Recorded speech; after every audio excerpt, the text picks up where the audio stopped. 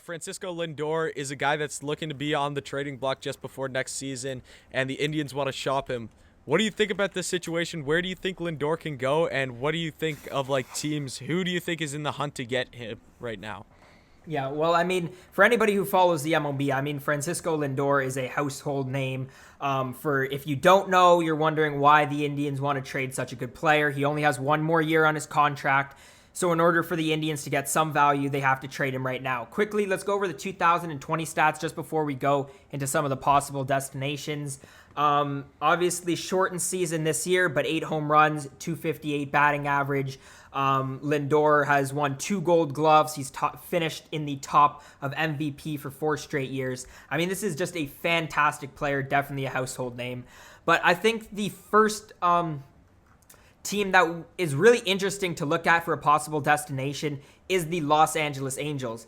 And the Angels got Rendon last offseason.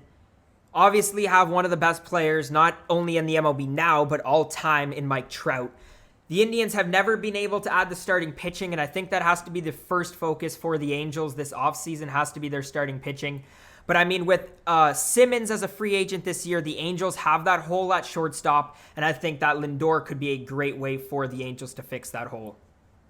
Yeah, like the Angels are a team that constantly had the pressure on them that they need to be a good team because, like you said it, you have, as many think, the greatest baseball player of all time on your team. You just had Rendon last year. So they definitely have the talent and everything to be a good team. Trout's only played one playoff game in his whole career, and he's a guy who's definitely looking to be able to get a ring at some point in his season or some point of his career, because if he wants to cement himself as the greatest baseball player ever, you're not going to get that title unless you win a World Series. So that's something that definitely, especially that the Angels just extended Trout on a massive contract last year. They need to get better and everything. They need to be able to have the talent to, because in baseball you can't just have one guy carry a whole team. That's not how baseball works. You need to have depth on your pitching, in your position players and everything, to be able to win ball games and everything and make good playoff runs. So that's definitely something that would be interesting for the Angels to get. If they are able to have Trout, Lindor, and Rendon as 3 top stars on that team, the Angels are going to be in a pretty good position. What I was going to add is that the Angels, I just pulled up their starting rotation really quickly so we could read it out. Angels had nobody under a sub-3 ERA. They only had 2 guys under a sub-4 ERA. They tried to add a bit of depth pieces last offseason to the rotation. Andrew Heaney, Bundy, Griffin Canning, Patrick Sandoval, and Barria as well. I mean, it's not a great rotation. There's a few starters out there that I think that the Angels should definitely be in the market for. Trevor Bauer, one of those guys. But after they fix that starting pitching issue, yeah, I would definitely try to make that run for Lindor as well. Speaking of Trevor Bauer, let's get into him next. You see that he made a tweet talking about how Toronto's a nice city and that could be a possible landing situation for him. But we know that Trevor Bauer's a guy who loves to have fun on social media and everything and really play with the fans. So do you think that is actually a possible landing situation for the Jays? Because we all know they need starting pitching. They made good additions last year adding Ryu, but there's definitely room to grow in that Blue Jays pitching rotation. Do you think that Bauer coming to the Jays is an actual possibility, or is he just playing with the Blue Jays and the Blue Jays fans right now? Well, I'll tell you something. I think if the Jays wanted to, they have a shot. They cleared up, I think it was $9 million with no Chase Anderson on the roster next year. I think they have a shot. I don't think it's going to happen. And to be honest, I don't know if Trevor Bauer is sort of that starting pitcher that we want to spend our money on. What a lot of people are looking at the 1.73 ERA he had in only 73 innings this year, but he was not very good. I think it was the second half of 2019. Trevor Bauer is still very unproven, in my opinion, for the contract he's going to get. I have it here projected 4 years, $128 million. I think he's a fantastic pitcher. I just think that because of the season that he had this year, and it was only the shortened season, I think he's going to be overpaid this year. So I would say the Jays do not go for him. I think that Bauer's a good player and everything. And he'd be great for the fan base because I know a lot of people. We have a friend named V who loves Trevor Bauer. He's a huge Trevor Bauer fan, but there's a bunch of people who love Bauer just because of the way he plays the game and what he does in social media and everything, because he's a fun, exciting player. But along with that, I feel like adding him to the locker room where you have a bunch of young guys, and we've seen that he's had issues with coaches and stuff before. Like you saw why he got kicked off the Indians, because after when he got pulled, he chucks the ball deep into center field over the fence. There's problems that also come along with Bauer. As good of a pitcher as he is that something that you want to do to the locker room right now? Bring in a guy who has had trouble in the past and everything, and tempt what you have right now, which, in my opinion, the Blue Jays locker room right now is pretty good, and I wouldn't want to temper with that. So is that something that you think the Jays also have to factor into this decision, whether to go for Trevor Bauer or not? I mean, I think that's such a big thing for the Blue Jays, because I think Trevor Bauer, who's the most easily comparable guy that the Jays have had in the past, right? Marcus Stroman. And look at what happened when Stroman left the Blue Jays, right? How many issues it caused. I think that sort of, I don't know how to say it, like leaves some bad taste for the Blue Jays. They don't want to really go down that same path. I know that Bauer, like, again, people like him, probably like him more than Stroman as well. And Toronto fans would probably like him. But I think that's just asking for problems or potential problems that you just don't want to have.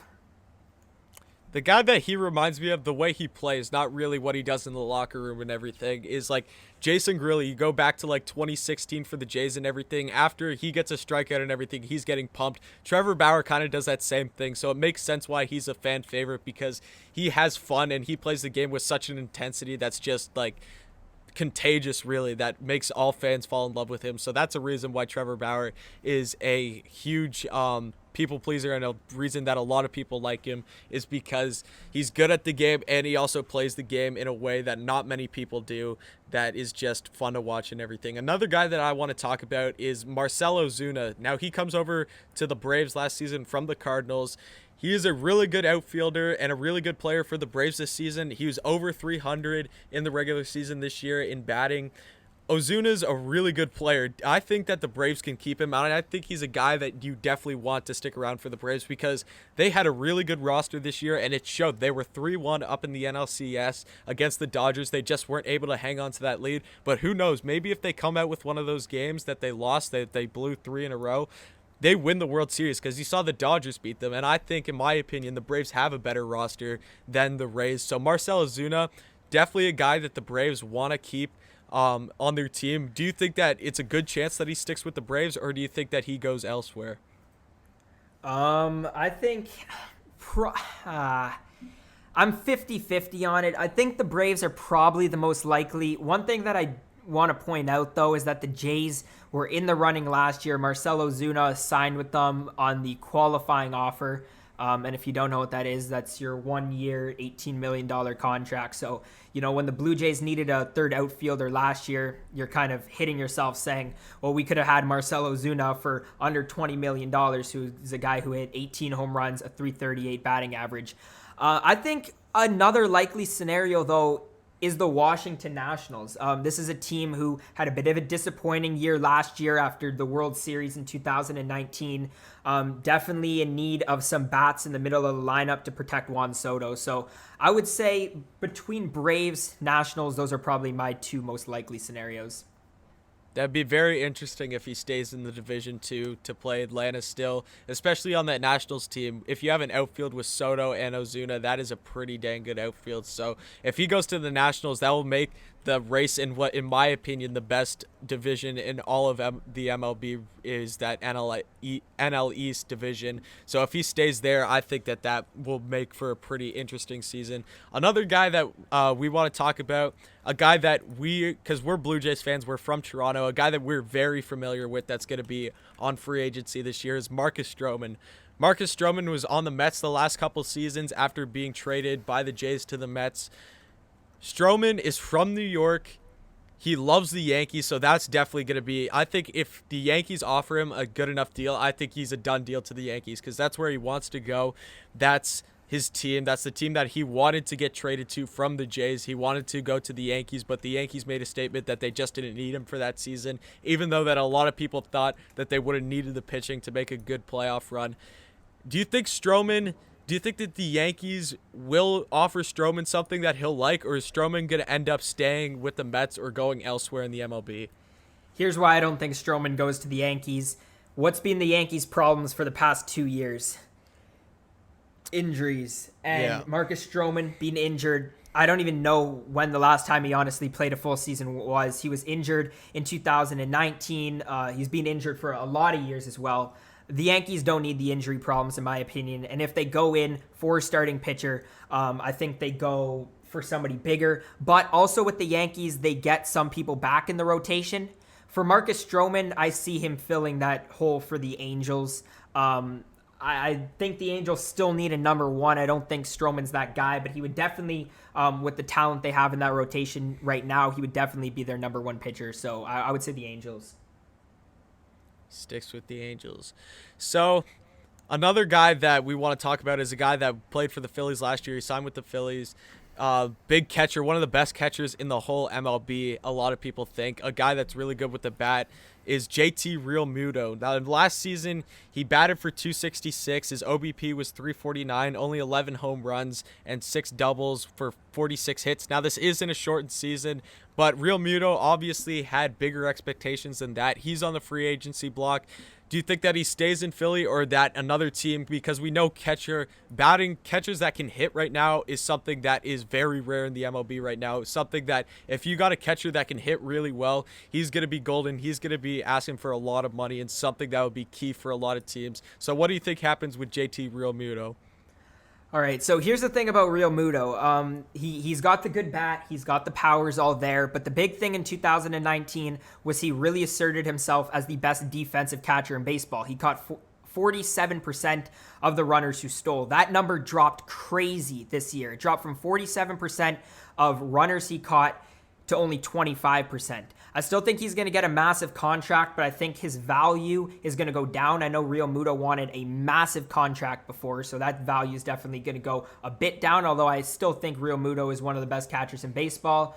I could see him staying with the Phillies. I think there's a lot of different teams in the National League who need catchers, the Mets being one of those, but I think he probably stays with the Phillies. He doesn't get as much money as he wants, which is one of the reasons he stays in Philadelphia, but if not, then the New York Mets.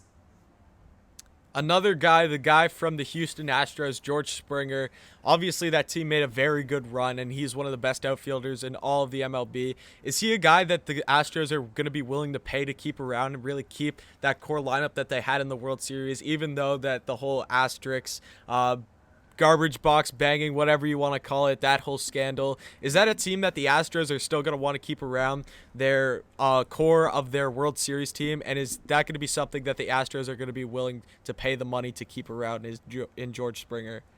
Yeah, I mean, the Astros struggled offensively this year, and George Springer is one of the people who really turned that lineup around. He had 14 home runs, batted 265, which isn't great, but he still had the power there. He's a pretty good defender as well. He's been top in MVP in 3 of the past 4 years, I'm pretty sure. The Astros need to do everything that they can to keep him. I think Houston pays him, and I think they pay him a pretty hefty amount. So, yeah, I think that he definitely stays in Houston. Another guy, a guy who just won the World Series, another guy talking about guys who will stick around or they won't stick around, and another very interesting conversation is a guy in Justin Turner. He's been the corner man for the Dodgers for a while now and finally gets his first World Series. I know he just tested positive for COVID after the whole World Series celebration and everything, and that was a big news piece, but he's also a free agent. That's a piece that really got looked over after the Dodgers won the World Series, is that Justin Turner is a free agent next season. Do the Dodgers keep him around, or do they think that they have a good enough lineup where they're at and they could find someone else at third base? Because you still got lots of talent on that team, and like Bellinger and Seager and tons of other guys, especially the pitching is very good. Is that someone that they're going to want to keep around, an older guy in Justin Turner, or do you think that he goes somewhere elsewhere? This is a tough one. Justin Turner's stats went down a bit this year. I mean, Justin Turner, though, he's so good, and he's proven that he's been good for quite a number of years now. And the thing about, does the Dodgers lineup necessarily need him? I mean, I don't necessarily think so. The Dodgers lineup is one of, if not the best lineups in baseball. I just think positionally it's really hard to replace. And the Dodgers have the money to pay him. I don't think Turner's going to be that much anyways. And even if they go for Bauer, the Dodgers have the money to do it. So I think that Turner probably stays with the Dodgers. I think he's a really good locker room guy, too. He was a great guy to have in the locker room. It looks like he gets along with everyone from watching it on TV. Now, I'm not actually a Dodgers player. I'm not in that locker room all the time. But he looks like that he has fun with that team, and he's just a good guy to have around. So there's also that you want to look in, a veteran leader on your team that you want to stick around. So I do think that the Dodgers should bring him back. He's a great player. One thing I want to point out, though, yep. Do you think that locker room presence changes with the COVID? Because I know that, if we look at some guys in the NBA, guys who have done stupid things, locker room generally doesn't like that. I mean, do you think that affects? Well, you obviously look at Rudy Gobert and what that happened all with the NBA. Like, Donovan Mitchell wasn't too happy with him after because Donovan tested positive right after Ruby joked around with it and started touching all the mics in his interview and everything. And then he's the guy who kind of started the big breakout in the NBA. I remember that OKC Jazz game where everything kind of blew up and the world ended that day. That was the day where everything shut down. The whole COVID situation, it's tough because you know what it's like. We both have played baseball before. Obviously, we're not going anywhere in baseball, but we know kind of what it has to take to even get a little sliver of a chance to be able to make the MLB. The amount of work that they put in, we have friends and everything who are playing baseball 24/7 to have the slightest chance of making the MLB. So you go, you work for this your whole life, you finally win a World Series and everything, and you're going to tell Turner that he can't go out and celebrate with his friends. I know he has a terrible illness and everything that you don't want to be spreading around, but that's the tough part. It's because he's worked his whole life for this one moment, and a lot of people are going to say, let him go celebrate and everything. I know he probably should have had a mask on. He definitely should have had a mask on or something like that. But there's that part of he worked his whole life for this. Let him have that moment. I want to know how his teammates reacted to this whole situation. I don't know. They could have either been really mad about it because he did have one of the deadliest viruses that the world has ever witnessed or whatever, and he could have spread that to each other, or they could have been still high off of that win that the Dodgers just had and been like, as long as we do what it takes, as long as we don't spread it and we're all fine and we quarantine for the amount of time needed to be able to keep us from spreading it and everything. It's a really tough topic to discuss, whether the teammates, how they feel about it and everything. So honestly, I don't know. I feel like that there are two very different sides that could happen in the story. I feel like some people would be fine with it because they know he worked so hard to get to this point. Other people would be like, come on, man. You have this virus that's been going around the last bunch of months and whatever, and now you're spreading it to me, and I could give that to my family, and I could give that to my parents, and so on, and really affect some people. So it's a really tough topic. Honestly, I feel like that there'd be people in that locker room that would feel either which way. So, yes, you'll have some of that in the locker room, but I feel like some people will also be more okay with it than others. I mean, I think you hit on it because, if you think about it in our perspective, obviously we never won our provincial tournament, the OBAs, right? And if we were with the team for so long, I mean, I'm just trying to think, how I would be feeling. We played for so long, and we would definitely want to be out there with our friends, with our teammates. And I mean, Turner's been on the Dodgers for 7 years, I believe. So he's been there for a long time. So, I mean, I don't blame him in that sense. I just think it was a bit selfish. The part about him kissing his wife, for sure, was definitely not thing, because he knew he had it. He got pulled in the middle of that game. So, I mean, probably just high on the emotions, just a stupid thing he did at the time. But, I mean, I don't really blame him for it. It's tough because, when we played and everything, even when we just won, some small tournament, play baseball so long. The whole summer, you're with your team, you're the whole winter practicing and everything, especially in the MLB. All these guys talk about how they're, the this team or whatever is basically their family. Like, they see this team more than they see their own family. You're with them 162 games, right? Yeah, 162 games in a regular season, and then off-season spring trading and everything. You're with this team like every single day. You're with these guys every single day. You're working your butt off every single day to even have a chance to just make the playoffs and then make the World Series to win it all. And when you give that amount of time to be able to do that in the World Series, I know there definitely should have been some more precautions taken by Justin Turner, but I think that him going out and celebrating should definitely be allowed. But doing it without a mask and kissing his wife and everything like that, that's where you get into those like eerie waters where it's like you got to be smarter than that. For sure. I think there's a few more of some bigger free agents. I want to get to some starting pitchers in a second, but one guy that I want to talk about is Michael Brantley. And Michael Brantley is a guy who doesn't have necessarily a ton of power. I think his most home runs in a career is right around 20 or 22. Which would have been set last year. But Michael Brantley is so good at hitting for average, OBP. He's a guy that you want at the top of your lineup for sure. And he's a guy that is probably going to make that Houston lineup a bit worse now that he's leaving. He was one of those guys, again, I was saying before, the Astros lineup had some struggles last year, almost missed the playoffs because of it. But Michael Brantley is another guy who could be on the move. And unlike Springer, I think he leaves Houston. I mean, do you have any predictions of where he should go? I mean, he's a good player. He hit over 300 this year in the shortened season, exactly 300. He had a 364 OBP. I think that he's a guy that the Astros lose right now, and there's a ton of teams that are looking for outfielders. I don't know exactly where he'd go yet because there's so many teams, but I do think that he leaves Houston and tries to find somewhere elsewhere for him to be one of those star players for that team. Just one other really interesting stat. In the past 2 seasons, he's got an 11.4 strikeout rate, which is the 4th best in the MLB over that period of time. So this is, again, the guy that you want at the top of your lineup. He does exactly what you need him to do in terms of moving guys over, scoring the runs. I think this is a guy that the Braves probably go and get. I could see the Blue Jays potentially targeting him, although I think he might be a little bit pricey. Nationals, again, if they still need that outfielder, they need the protection for Juan Soto in that lineup. I think those are probably the 3 most likely options. There's a bunch of other teams as well. I think a whole bunch of teams are going to be in the mix for Michael Brantley, but my guess would probably be Braves or Nationals.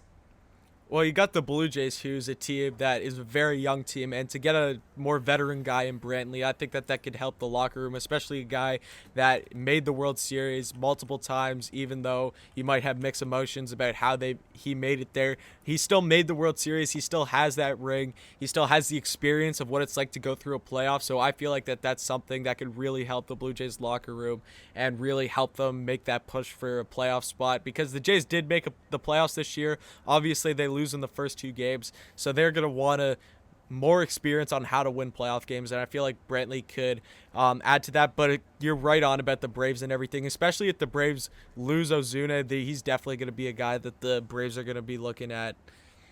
Other than that, another guy, starting pitcher, like you said, you wanted to get into some starting pitchers. What about a guy in Jake Odorizzi for the Twins? Where do you think he goes next season, and how do you think he impacts that team? I mean, this is the guy that the Blue Jays definitely know. He's played on Minnesota the past couple years, but Tampa Bay for quite a bit of the beginning part of his career. So definitely a guy that the Blue Jays know. He's a quality starting pitcher. I could see the Blue Jays getting him. He did not pitch much at all this year, but last year got a lot of innings in. He's a guy who sits around 170-ish innings, and he'll be decent enough for you. He'll give you quality innings. As for where to go, yeah, I could see the Blue Jays getting him. They lose Chase Anderson. They weren't deep in the bottom part of their rotation last year. The injuries, with Shoemaker. I could definitely see him being around the Jays' 3 starter next year if you put Pearson up in the rotation as well with Ryu. Yeah, the Jays are definitely going to be looking for starting pitching. Like, that's been the emphasis on the team for a while now. Like, the Jays, the rotation hasn't been the real strength of the Jays going into a season for a long, long time. So I feel like that's something that the Jays are definitely are going to work on this season, and I feel like Jake Odorizzi would be a great guy for that role. Any other players? Like, we've gone through a lot. We've gone through a lot of the players. Is there anyone else you want to touch on before we close up here? Is there any other players or just anything else about this upcoming MLB season that you think is interesting that we should touch on before we wrap this up? Yeah, I had a few points. Just one more player that I quickly did want to cover. Marcus Semien is a free agent, the shortstop for the Oakland Athletics. Not a fantastic season this season with a 223 average, but third finish last year in the AL MVP. He's a guy who put up over 30 home runs. When he gets that average up, gets the OBP higher than it was this year, he's a guy who can be very productive. He was not good before defensively, but he's definitely improved to being average or above average defensively now. So Marcus Semien's definitely a guy who could be a quality player on the middle part of the infield. If the Angels, again, lost Simmons, I could see Marcus Semien going to the Angels, and then Simmons going to the Yankees to replace DJ LeMahieu after that. So kind of all of these middle infielders. A lot of guys who are really, really similar players as well at the plate. I could see them all moving around. Yeah, definitely. Lots of middle infielders in this free agency market and lots of good quality players.